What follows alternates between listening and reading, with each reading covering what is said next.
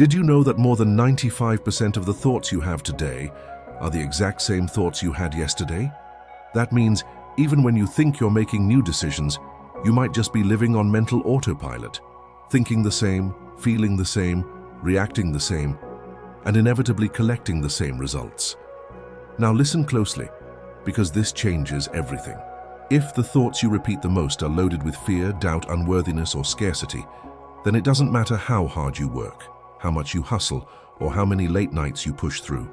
You'll keep attracting delay, lack, and financial frustration. Not because you don't deserve better, but because your mind was trained this way. Napoleon Hill was blunt about it. The human mind doesn't create wealth from effort alone. It creates wealth from the dominant mental pattern. In other words, it's not what you want that defines your life. It's what you repeat internally. Most people think thoughts are just thoughts. They're not.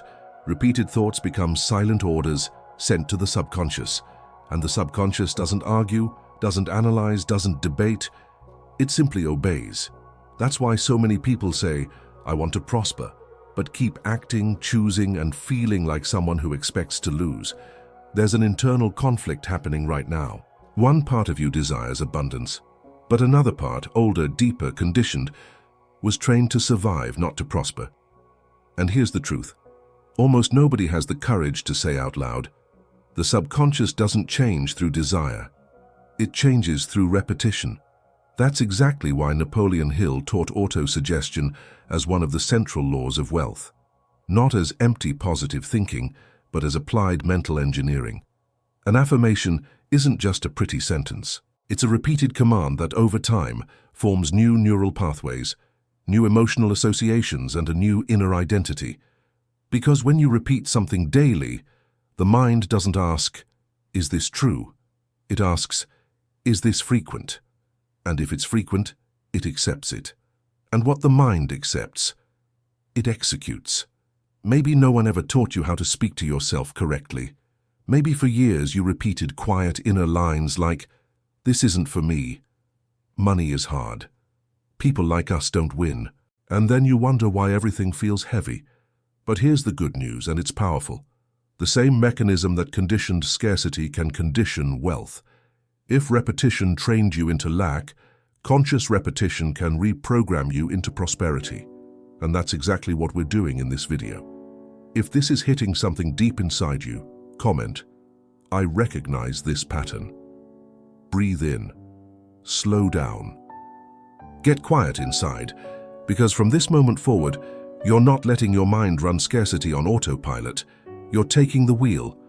Before we even talk about prosperity, we have to face something deeper, something silent, something that runs every day without you noticing. Napoleon Hill taught that the greatest enemy of a human being is not a lack of opportunities. It's the unconscious mental habit. And mental habits don't appear out of nowhere. They're installed through emotional repetition. Think about it for a second. Growing up, how many times did you hear lines like, "Money doesn't grow on trees"? That's not for people like us. If you get rich, you'll pay a price. Those sentences didn't just pass through your ears.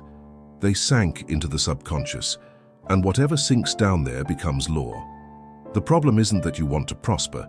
The problem is that at the deepest level of your mind, you may still be obeying invisible vows of scarcity. And here's the diagnosis most people never make. You don't reject wealth consciously. You confirm scarcity unconsciously. Your subconscious works like an old recorder. It captures whatever is repeated with emotion, especially in moments of pain, fear, shame, or humiliation. And then it plays that recording on loop. That's why even when an opportunity shows up, something inside hesitates. That's why when money starts coming in, anxiety rises. That's why so many people sabotage themselves right at the turning point. Napoleon Hill called this a self-imposed habit of negative thought, not because you chose it on purpose, but because you were never taught how to choose differently. Scarcity doesn't begin in a bank account. It begins in inner phrases like, "I'm not sure I can handle it," "It's going to go wrong," "Better not get my hopes up." Those lines feel like protection, but they're actually commands that block expansion. Here's an uncomfortable truth, yet it's freeing. Whatever you repeat most becomes your silent identity. If you repeat doubt, you become someone who doubts. If you repeat fear, you become someone who retreats. And if you repeat scarcity, life simply follows the program. The subconscious doesn't understand sarcasm. It doesn't understand jokes. It doesn't understand context. It understands frequency. That's why Napoleon Hill was so intense about daily autosuggestion, not as temporary motivation, but as ongoing mental treatment. The mind that isn't re-educated repeats the past. The mind that is trained creates the future. And maybe right now, you're seeing something important. You didn't fail. You simply repeated what you were taught. But everything changes the moment you become conscious of it. If you want to stay connected to this energy and keep rewiring your mindset with us, subscribe to Wealth Rewired and turn on notifications, because when awareness enters, autopilot starts losing power. And in the next part, we enter the turning point. The moment Napoleon Hill reveals how autosuggestion stops being theory and becomes an active code of prosperity. Before we move on, comment this below. I choose new programming, because the moment you declare it, you stop feeding the old loop. Now we've reached the exact point where everything shifts, the moment your mind stops being an obstacle and becomes your strongest ally. Napoleon Hill taught that there is a specific moment in a person's journey when information stops being knowledge and turns into an inner decision. This is the metaphysical turning point. Up to now, you've seen something crucial. Your mind repeats patterns, and those patterns shape your destiny. But here's the question that separates listeners from builders. How do you replace an old pattern with a new one? The answer is simple in form and deep in practice. Conscious, repeated autosuggestion. Autosuggestion is not self-deception. It's not pretending you feel something you don't. It's training the mind to accept a new truth before it becomes visible. Hill was clear. The subconscious accepts as truth whatever thought is repeated with faith, emotion, and consistency. That means your mind doesn't respond to what's logical. It responds to what's frequent. Here's the metaphysical shift. You don't need perfect belief at the beginning. You need repetition until it becomes natural. Every identity upgrade feels strange at first. Saying I am prosperous can sound like a lie when you've lived inside scarcity. But that discomfort isn't a spiritual warning. It's conditioning being dismantled. Think about it. When you learned to doubt yourself, it wasn't instant. It came through repetition, environment, emotion, experience. So why would prosperity arrive differently? Autosuggestion works because it slips past the conscious mind's resistance and installs itself in the subconscious through saturation. And once the subconscious accepts an idea, it starts adjusting everything around you. Your perception, your decisions, your courage, your focus, your discipline. Then something almost invisible begins to happen. You start acting differently without forcing it. You choose differently, you tolerate less, you move faster. Hill called this alignment. When a dominant thought becomes inevitable action, the mind accepts first, the body follows next, reality responds last. That's the correct order. Anyone trying to reverse it, waiting for reality to change first, stays trapped. And here's the detail most people miss. The subconscious learns through rhythmic repetition. Rhythmic means daily, consistent, non-negotiable, not dependent on your mood. That's why random affirmations don't work. But ritualized affirmations transform identity. You're not just saying words, you're rewriting the system that decides who you become. If you feel this clicking into place, comment, I'm choosing the new pattern. Because when you name it, your conscious mind starts stepping aside. In the next part, we go straight into the heart of the process. You'll learn 6 affirmations, one by one, and how to use them the way Napoleon Hill intended, with intention, repetition, and direction. This is where theory becomes practice. This is where practice becomes identity, and identity becomes wealth. Napoleon Hill never separated mind from action. To him, autosuggestion only works when it becomes a daily habit, when it enters the rhythm of your life, when it turns into a quiet commitment to your destiny. And this is where you begin re-educating your subconscious. These 6 affirmations were not designed to motivate you. They're structured to install new mental commands, one by one, until prosperity stops feeling like a distant wish and starts feeling like a normal expectation. Breathe in, Slow down. Read with presence. Repeat with intention. 1. I am a magnet for prosperity. This corrects the first block, the belief that wealth is outside of you. When you repeat this, you teach your subconscious that prosperity isn't something you chase. It's something that responds to your identity. Your mind starts scanning for opportunities, connections, and ideas that match someone who attracts, not begs. 2. My subconscious attracts wealth. This is a direct order to the deepest level of the mind. You're saying, work in my favor. Hill taught that the subconscious operates 24/7. Once it accepts this command, it begins aligning perceptions, intuition, and decisions toward financial results. 3. I deserve abundance in every form. This dissolves the wound of unworthiness. Many people want money, but don't feel worthy of receiving it. Repeating this breaks invisible vows of guilt, scarcity, and self-punishment, so receiving no longer triggers sabotage. 4. My mind is powerful and creative. Wealth begins as an idea. This activates creative power. You train your brain to see itself as a source, not a victim, and a mind that recognizes its creativity always finds a path. 5. I take decisive action for my success. This is the bridge between faith and results. It dissolves silent procrastination. Your subconscious starts associating prosperity with movement, not waiting, and small actions begin appearing almost automatically. 6. I am grateful for the prosperity I have already received. This one is a masterpiece. Gratitude anticipates the harvest. Hill taught that gratitude creates a mental state of possession. When your mind feels like it already holds what it seeks, you start behaving with certainty, calm, and authority. Now, here's how to turn these into a ritual. Repeat them 3 times when you wake up in silence. Repeat them 3 times before sleep with a steady voice.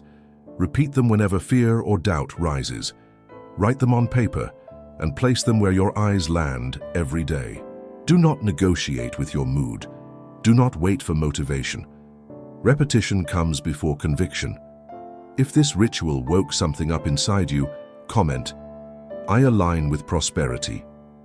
Because the words you repeat today become the identity you live tomorrow. In the next part, you'll understand how repetition creates something even stronger. What Napoleon Hill called the burning desire, the fuel that makes action inevitable and quitting impossible. There's an invisible point in the rewiring process where something shifts inside you.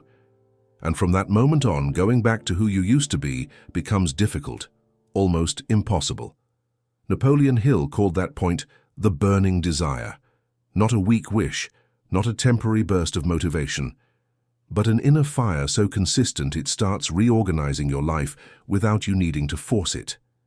Here's the key almost nobody understands. Burning desire doesn't appear out of nowhere. It's born from repetition that carries emotion. When you repeat affirmations daily, something begins happening beneath the surface. At first, they're just words. Then they become images. Then they become sensations. And then they turn into decisions. You start feeling uncomfortable with stagnation. You lose patience with excuses. You feel a calm urgency. Quiet, firm, steady. That's not anxiety. That's alignment. Hill taught that once burning desire is activated, the mind begins searching for ways automatically. You don't have to wrestle yourself as much. You move because something inside you demands movement. This is where people misunderstand manifestation. They think it's waiting. But real manifestation produces action. As repetition rewires you, a new inner question starts appearing. If I am this person, why am I still acting like the old one? And that question changes everything. You wake up different. You notice opportunities you used to ignore. You say no to what distracts you. You say yes to what expands you. Burning desire doesn't scream. It directs. It moves you on ordinary days, without applause, without perfect certainty, without external permission. Napoleon Hill said that when desire becomes intense and fixed, the mind finds methods. And if you look at the people who truly prosper, you'll notice something. It's rarely just talent. It's that they can't ignore the inner call anymore. That's what your daily autosuggestion is creating. Maybe it's still subtle, but it's real. Prosperity stops feeling like a distant option and starts feeling like an inner expectation. And when expectation changes, behavior follows.